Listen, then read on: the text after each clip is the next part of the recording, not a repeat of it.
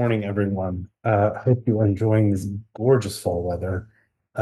We are gonna jump right in, and you've got me this morning because unfortunately Stephanie is out sick. So share some thought and good healing vibes for her. All right, jumping into the news, we're starting at the federal level. We are still in a shutdown. And we still do not have a path out of the shutdown as of yet. Um, we are taking stock of the impacts of that shutdown. But one of the pieces that has transpired over the last week that while the administration is saying is connected to the shutdown is not, are the reductions in force or layoffs, essentially, of federal employees that were announced last Monday. There were thousands of these announced across federal government, but particularly we are focused on the more than 400 announcements or layoffs announced at HUD. This included all of HUD's building inspectors. It included essentially all of the fair housing enforcement at HUD. And it also included the entire Office of Housing Counseling, among others. Um, as we have been saying throughout the year, as federal employees have been fired, let go, and so on, this is a catastrophic impact to the functioning of government. But one of the ways that we are directly impacted at the Housing Coalition, as many of you know, we serve as an intermediary for housing counseling agencies for 20 of them across the state. Um, this holds up existing, already appropriated and allocated funds that have not yet been paid out. But it also, as many of you are aware, holds up funding that is in fiscal year 25, but is not yet. Either the rules haven't been written, the NOFO hasn't been announced, but it has been appropriated, it has been designated for these purposes. And the loss of these employees would be catastrophic for the federal government's ability to actually deploy the resources that as they are allocated and appropriated by Congress. As many of you probably have seen, a federal judge has blocked the administration from carrying out those layouts, has issued a temporary restraining order. Again, this is being, like many things so far this year, is being litigated in the courts. But regardless, the impact is real. And for those of us, again, trying to figure out budgets, figure out how to continue programming, and so on, is of top concern. So again, thousands of reductions in force or layoffs, federal layoffs were announced last Monday, including more than 400 at HUD. This would have catastrophic impact. For those of you in the housing counseling world specifically, we are circulating a congressional letter to urge our delegation to push the administration to ensure that funds that are already under contract are paid out, and funds that are already appropriated and allocated are actually used for the purpose in which they were intended. So be on the lookout for that in the housing counseling world. And for those of you who care about the other sides of HUD, we'll also be talking more about that in the coming days. But that is top of mind for many of us. A 10th Senate continuing resolution vote has failed. So we're still in a standoff on the budget side. The House has not come back into session. And as we know more, we will let you know.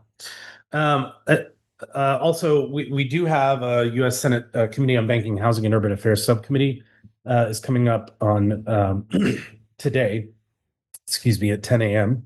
very shortly. They're having a hearing on innovation in U.S. housing solutions and policies for America's future. So we've got a link to that if you want to tune in 11 minutes as it gets started. A couple of updates from the state. So we are in a federal government shutdown, and we are also one of only 2 states left in the country that have not yet passed a budget. That we also do not seem to have any indication of a breakthrough on that front either. Again, for those of you in the housing world, you have been hearing this from us quite regularly, that without a state budget, we have no workforce housing loan program funding. We are also circulating a letter to our state general assembly in support of the workforce housing loan program, regardless of whether or not a budget has been passed. Both of the budget proposals coming out of that one coming out of the House zeroed out the workforce housing loan program.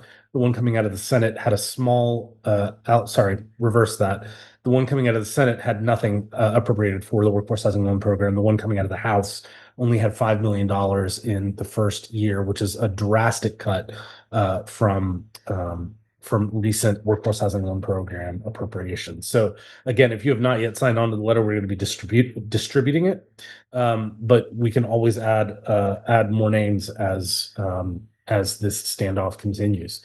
What is happening in the General Assembly, even though we do not have a budget, is they are reconvening this week. The state GOP has announced that they are redrawing our congressional maps. So many of you know in the beginning of this redistricting cycle, the initial maps that were drawn, we had a 7-7 split, 7 Democrats, 7 Republicans. And then through state litigation, the state Republicans redrew the maps to get a 10-4 split, 10 Republicans and 4 Democrats, and they are now redrawing the maps again to get to an 11-3 map. This is significant in a state whose vote is split pretty much down the middle between the two political parties to have maps that reflect an 11-3 split in our federal congressional delegation. So for those of you who care deeply about that, those hearings are happening and that action is happening this week in the General Assembly. A couple of other items from around the state. We have some pieces from the town of Chapel Hill, continuing to see affordable housing progress from the local reporter. Wilmington is talking about combating homelessness and a navigation program, trying to take a more proactive approach. Housing Wire has an article on accessory dwelling unit innovation and progress on that front in North Carolina that is getting some national attention. Wilmington announcing an opening of a $75 million affordable housing complex. Couple of other local headlines from around the state for you to check out in the call notes. A couple of items on reports and webinars and events that should be on your radar. The Urban Institute is doing a piece on selecting the next round of opportunity zones, new evidence and field reflections. So for those of you who engaged with opportunity zones over the last several years, we are in 2026, one of the big items at the state level across the country, will be the redesignating or redrawing of opportunity zones. And so this may be worth, for those of you who engaged at all with opportunity zones over the last several years, this may be worth attending as we think about what the impact has been. And with the rule changes in the reconciliation bill, what the future impact might be and how we as a state need to designate zones moving forward. The Urban Institute is also doing a piece on corporate ownership of housing, policy innovation, and organizing. It's on the 30th from 1 to 2. If you're interested, registration is in the call notes. Some other events coming up that you should be aware of. 2025 Enterprise Faith-Based Development Initiative Summit is happening. This is a virtual gathering in December 4th from noon to 3:30. I know a lot of you have been talking about engaging with faith communities in the development of affordable housing. This would be a very worthwhile event to participate in. The 2025 Conference for North Carolina's Nonprofits, the NC Center for Nonprofits conference is coming up November 19th and 20th at Research Triangle Park. Again, registration is in the call notes. Hope NC is also having their annual Inclusive Housing Summit November 17th at the Friday Center. And then finally, the Triangle Habitat Young Professionals Build Your Future Free Education Panel on Home Ownership is this Thursday from 6 to 8 at the loading dock. This will be a fun event that's going to feature expert panelists offering guidance on budgeting, credit, mortgages, and preparing for home ownership for folks.